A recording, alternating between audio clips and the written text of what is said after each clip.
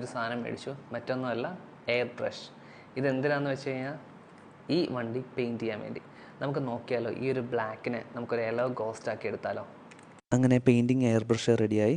ഇതാണ് നമ്മുടെ വണ്ടിയുടെ റെഫറൻസ്. നമ്മൾ ഈ ഒരു വണ്ടീനെയാണ് യെല്ലോ കളറിലോട്ട് മാറ്റാൻ പോകുന്നത്.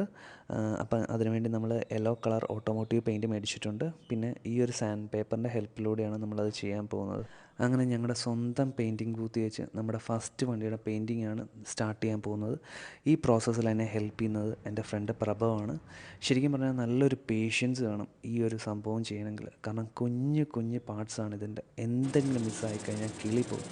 അപ്പോൾ അങ്ങനെ ഞങ്ങൾ സാൻഡിങ് പ്രോസസ്സ് സ്റ്റാർട്ട് ചെയ്തു. ഫസ്റ്റ് തന്നെ പെയിൻറ്റിൻ്റെ കാര്യത്തിൽ ഞങ്ങളൊന്നും കോംപ്രമൈസ് ചെയ്തില്ല. നല്ല ഹൈ ക്വാളിറ്റി ഓട്ടോമോട്ടീവ് പെയിൻറ്റ് തന്നെ ഞങ്ങൾ മേടിച്ചു.